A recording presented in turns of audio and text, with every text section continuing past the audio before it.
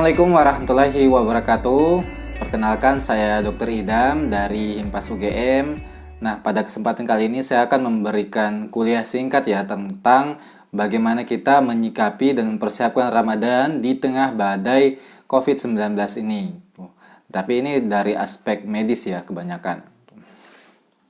Nah, yang pertama kita ketahui bahwa situasi bencana Corona saat ini itu di negara kita itu telah ditetapkan ya sebagai kondisi darurat bencana, dan kemudian berdasarkan surat keputusan dari BNPB tahun 2020 terdapat atau diberlakukan perpanjangan masa darurat hingga 29 Mei 2020.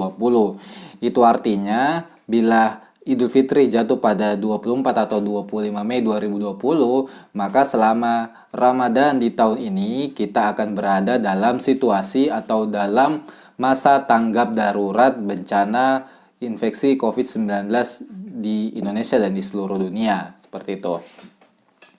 Nah, bagaimana situasi terkini dari Corona secara global ya? Saya akses kemarin ya, atau pertanggal 27 Maret 2020 jam 8 malam, itu total kasusnya itu mencapai 551.337 kasus yang menjangkit 176 negara, di mana 127.564 diantaranya itu telah dinyatakan sembuh dan telah menyebabkan juga kematian sebanyak 24.863 orang. Nah, kalau kita bandingkan ya apa yang terjadi di global, secara global dan juga di Indonesia. Nah, di Indonesia sendiri per tanggal 27 Maret 2020 juga itu jumlah kasusnya itu 1046. Kasus sembuhnya itu sebanyak 46 orang atau sekitar 4,4%. Dibandingkan global yang mencapai 23%, itu kita memang masih jauh tertinggal ya. Dan juga angka kematian di Indonesia itu sampai kemarin itu berjumlah 87 orang atau sekitar 8,32%. Itu juga 2 kali lipat dari situasi global gitu. Dan kalau kita lihat juga pergerakan dari outcome kasus ini secara umum di dunia global, memang kematiannya itu cenderung terus menurun dan juga angka kesembuhan itu naik gitu. Dan ini terjadi berbalik di Indonesia, di mana angka rate kesembuhannya itu menurun bahkan mencapai 30,97% dan angka kematiannya itu sangat tinggi ya, bahkan 2 kali lipat dari rate kesembuhan seperti itu.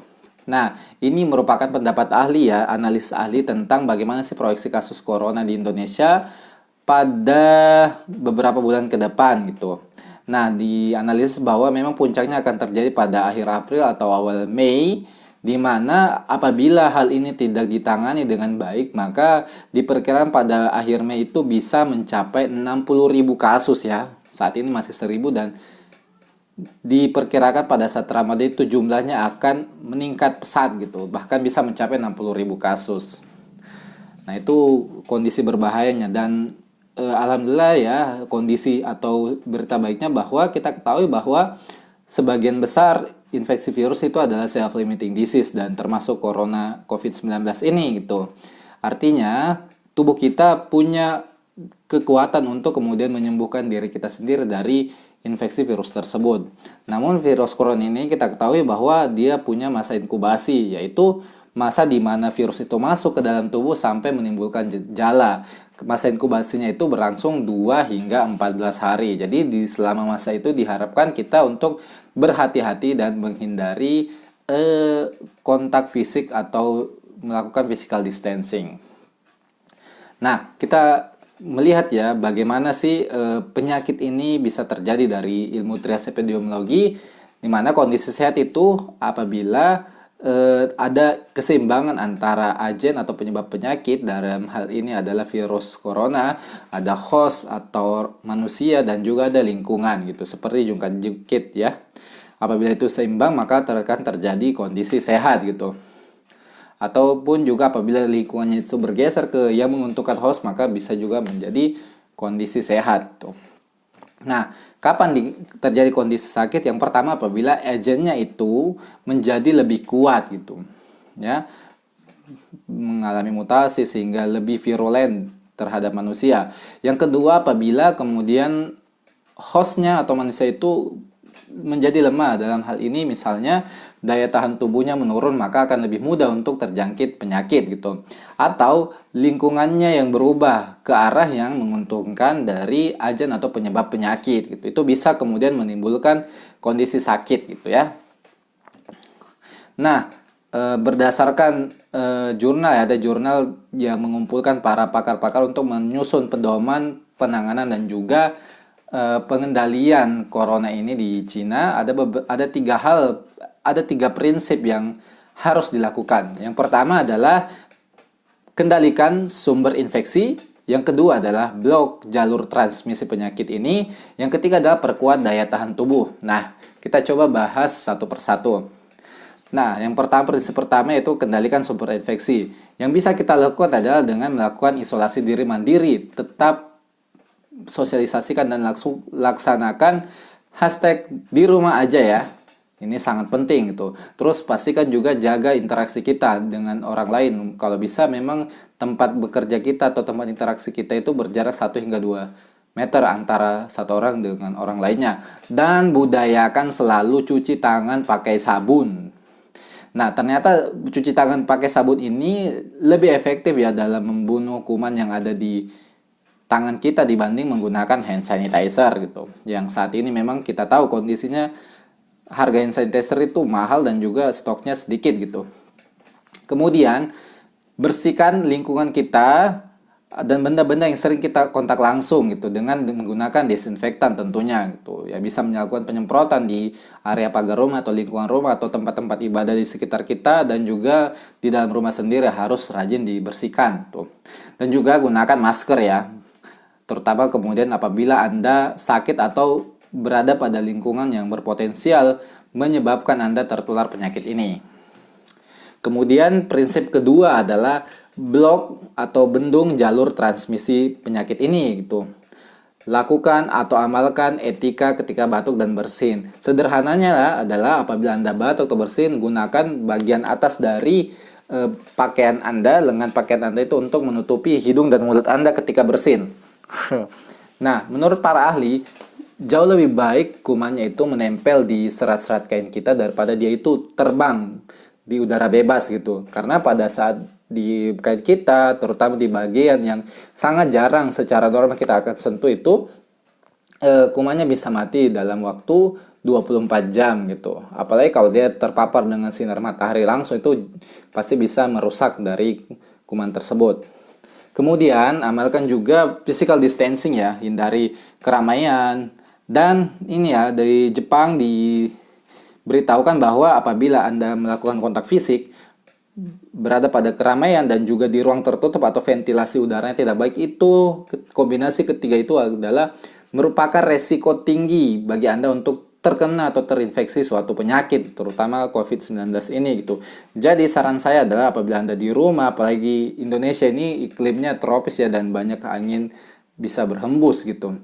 Pastikan pintu-pintu rumah Anda itu selalu terbuka gitu, untuk kemudian membuat udara itu bisa masuk di rumah Anda sehingga ventilasi di dalam rumah Anda itu menjadi lebih baik dan juga lebih sehat gitu tentunya.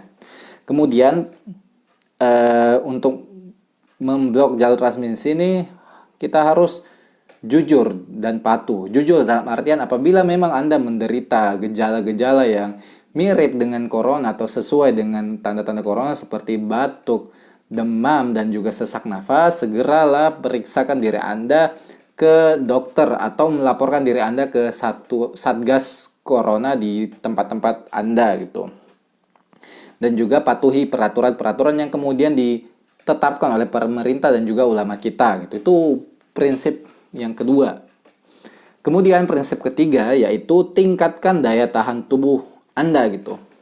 Nah, hal ini bisa kita capai dengan melakukan diet seimbang, jaga kesehatan rongga mulut, olahraga dan istirahat yang cukup. Nah, olahraga ini minimal kita melakukan aktivitas fisik ringan seperti berjalan atau menaik tangga, ataupun aktivitas yang bisa Anda lakukan sendiri di rumah itu minimal 30 menit per hari atau 150 menit dalam satu pekan.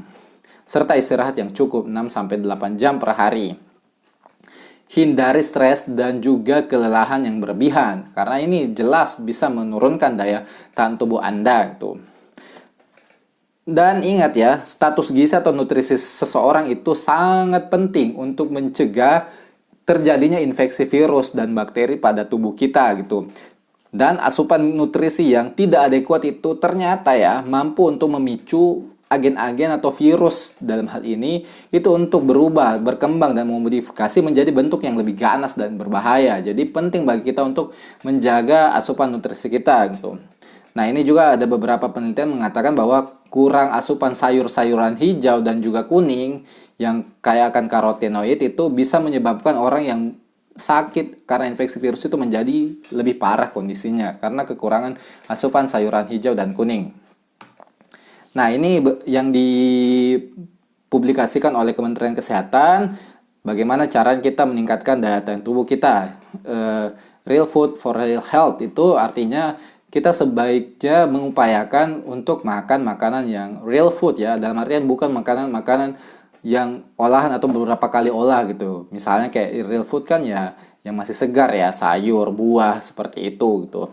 Nah, ini beberapa zat mikronutrien yang kemudian penting untuk kita untuk pencegahan infeksi virus ya. Pertama, vitamin A itu mampu mengatur sistem kekebalan tubuh dan melakukan perlindungan terhadap infeksi. Vitamin A ini banyak bisa kita temukan pada sayur-sayuran seperti wortel, brokoli, ubi, bayam, minyak ikan, dan juga kuning telur. Kemudian yang kedua itu ada vitamin E, ini berfungsi sebagai antioksidan yang bisa menetralkan radikal bebas yang masuk ke dalam tubuh kita gitu, serta meningkatkan daya tahan tubuh kita. Ini banyak kita temukan pada almond, kacang-kacangan, minyak sayur, dan juga sayuran-sayuran hijau gitu. Selain itu juga ada zinc ya. Zinc ini ternyata mampu untuk kemudian memicu, mengoptimalkan sistem kekebalan kita juga, kekebalan tubuh kita, dan juga ternyata ada beberapa penelitian yang membuktikan bahwa zinc ini mampu kemudian untuk membantu tubuh kita untuk melawan agen-agen infeksi seperti virus ya. Nah, zinc ini banyak bisa kita temukan pada makanan seafood, daging sapi, hati ayam, telur, dan juga keju.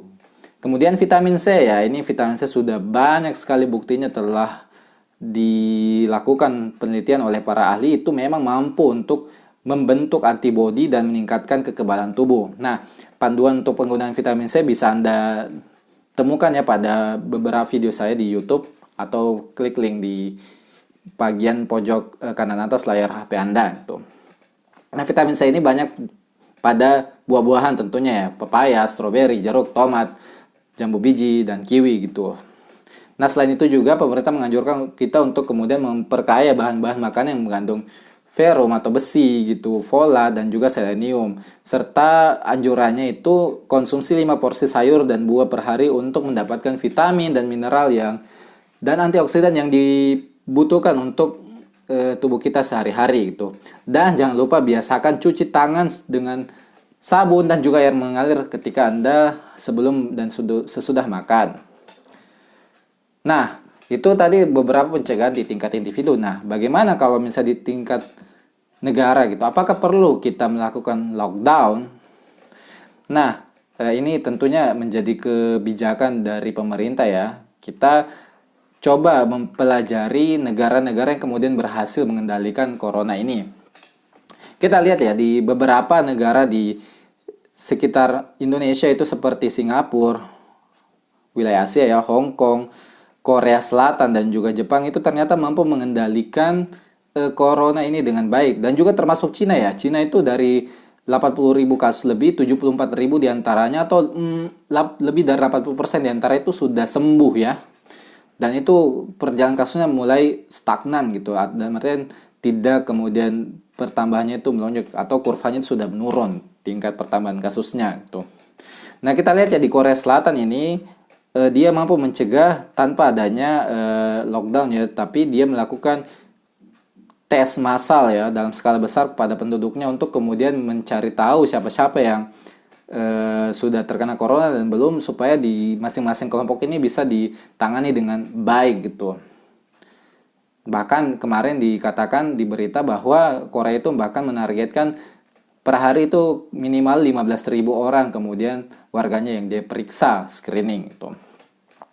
Kemudian Jepang ini menerapkan memang apa ya, di rumah aja gitu, dan kalaupun memang keluar rumah wajib untuk menggunakan masker gitu.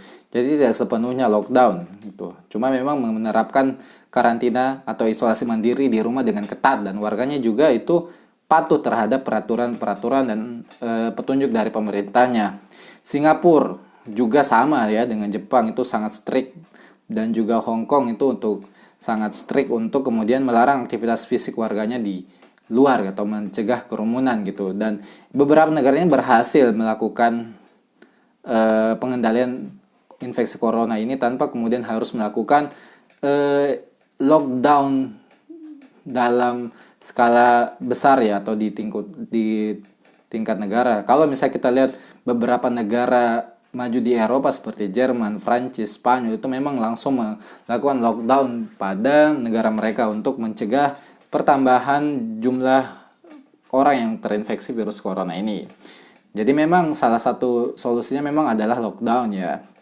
Kalaupun memang tidak atau sulit menerapkan lockdown, ada beberapa hal yang bisa kita contoh, seperti misalnya Korea dengan melakukan tes masif ya, tentunya tes yang kemudian mempunyai efektivitas yang tinggi ya. Kalau misalnya saat ini, kalau corona itu baiknya dilakukan tes untuk menggunakan PCR, polymerase chain reaction, itu jauh lebih efektif untuk mendeteksi adanya infeksi corona, dan paling cepat itu sehari bisa sudah ada hasilnya tuh. Kalau yang strip itu atau yang simple itu memang cepat ya, dalam beberapa detik saja bisa ketahui hasil, tapi itu tidak bisa menjadi rujukan pasti ya. Artinya masih ada dari sel tersebut ada positif palsu ataupun juga negatif palsu. Positif palsu artinya ya di tes itu positif tapi sebenarnya tidak terinfeksi, ataupun negatif palsu sebenarnya dia negatif dari hasil cek lab tersebut tapi aslinya dia itu menderita corona gitu. Jadi kalau di Korea memang dia menetapkan tes yang skala massal dan dengan efektivitas yang baik. Nah, bagaimana dengan Ramadan gitu? Nah, jadikanlah Ramadan kita pada tahun ini, karena kita berada dalam kondisi darurat corona pada masa Ramadan ini, sebagai jalan kita untuk menuju surga gitu. Saya rangkum dari dua ya. Yang pertama itu jujur dan patuh ya. Jujur dalam artian ini jujur pada diri kita sendiri dan juga pada orang lain gitu. Kalau sakit, laporkan hal-hal yang memang Anda lakukan gitu. Dalam artinya kalau misalnya dalam perjalanan ke kota-kota yang terdapat jumlah kejadian corona tinggi, itu harap Anda melaporkan diri, dan juga kalau ada keluhan-keluhan sakit yang mengarah ke corona itu harap kemudian jujur mengatakannya pada petugas medis gitu. Dan juga patuhi arahan dari ulama dan juga pemerintah. Kalau dilarang sholat Jumat di masjid ya sebaiknya patuhi gitu. Sholat Jumat aja di rumah. Kan Ustadz Adi Hidayat kan juga sudah mengatakan bahwa hal tersebut itu insya Allah sama pahalanya gitu. Karena memang kita dalam kondisi darurat ya, yaitu dalam upaya kita untuk mengurangi dan juga menghilangkan infeksi wabah corona ini gitu. Kemudian yang bisa kita lakukan selama Ramadan adalah dakwah dan juga sedekah.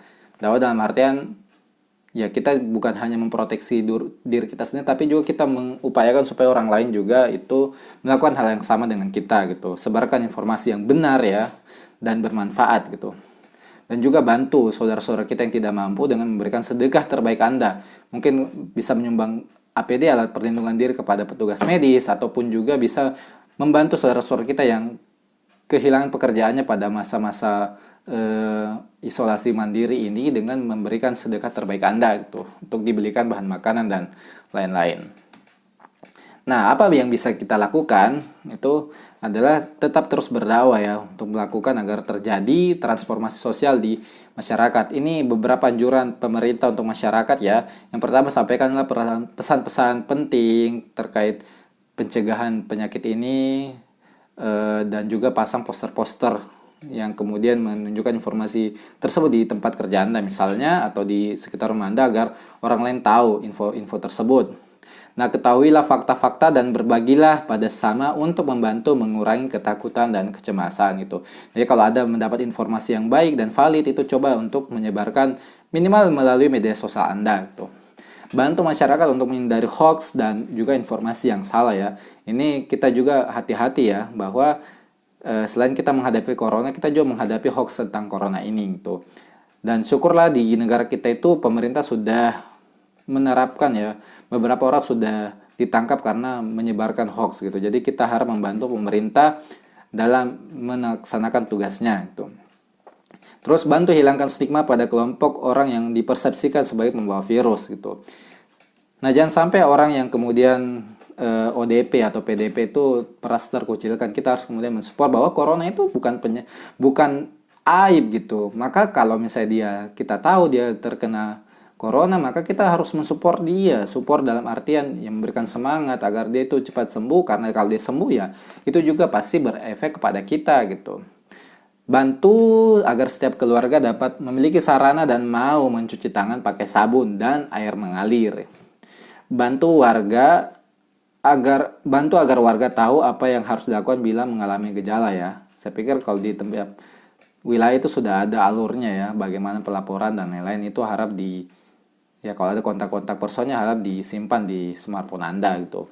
Kemudian identifikasi kelompok warga yang beresiko tinggi seperti lansia, mereka dengan penyakit kronis, karena bisa menjadi resiko mereka itu tertular virus corona. Nah, kita lihat ya, kalau misalnya kita lihat data itu kebanyakan orang-orang yang meninggal akibat corona ini adalah orang-orang yang berusia tua ya, atau juga memiliki banyak penyakit penyerta seperti penyakit jantung, diabetes, ataupun juga penyakit-penyakit kronik dan seperti kanker seperti itu. Jadi ini yang bisa kita lakukan ya untuk kemudian mendakwahi atau juga menyebarkan informasi agar terjadi transformasi sosial di masyarakat kita. Supaya bukan cuma kita yang aware, masyarakat lain juga itu aware. Nah, kemudian ini tips saya ya untuk kemudian kita ketika menjalankan puasa nantinya itu. Yang pertama, tetap beraktivitas ya, dan jangan kebanyakan tidur ya. Kalau tidak beraktivitas juga itu malah akan menyebabkan kita melemah daya tahan tubuhnya gitu, atau juga kebanyakan tidur gitu. Kemudian perbanyak ibadah gitu supaya diri kita itu tenang dan juga mengurangi stres, karena ini sangat berpengaruh pada tubuh kita. Biasa berbanyaklah baca Al-Quran ya, karena Al-Quran ini seperti kita tahu itu membacanya itu merupakan sarana kita untuk kemudian mendapatkan kesembuhan juga dari Allah Subhanahu wa taala gitu. Perbanyak juga sholat, karena gerakan sholat itu ternyata membuat otot-otot kita itu bergerak dan tidak kaku, sehingga kita merasa lebih fit dan lebih sehat gitu.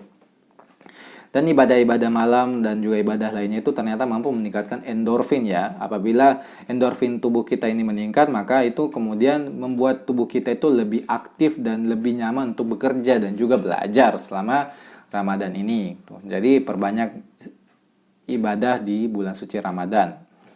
Kemudian tetap melakukan aktivitas fisik ya, seperti yang saya bilang tadi, minimal tujuannya adalah untuk menjaga kebugaran ya, bukan memang untuk bertanding dan lain-lain gitu. Tentunya aktivitas fisik juga itu yang bisa Anda lakukan di rumah atau secara individu gitu. Durasinya 30 hingga 60 menit per hari, intensitasnya itu ringan hingga sedang gitu. Tidak kemudian melakukan hal yang berat seperti angkat beban berat atau lari keliling rumah, naik turun tangga, itu tidak dianjurkan juga. Yang ringan-ringan saja gitu. Misalnya senam ataupun juga aerobik dengan intensitas ringan sedang di rumah gitu. Waktu idealnya ketika masuk bulan Ramadan itu dilakukan 1 jam sebelum berbuka atau ketika 1 jam sebelum Anda tidur malam. Oke, itu saja informasi dari saya, semoga bermanfaat, dan mari kita sama-sama ya berkontribusi apapun bentuknya untuk menghilangkan dan mencegah penularan wabah corona ini di Indonesia dan juga di seluruh dunia. Terima kasih, semoga Anda semua sehat selalu. Salam dari saya, wabillahi taufiq wal hidayah. Assalamualaikum warahmatullahi wabarakatuh.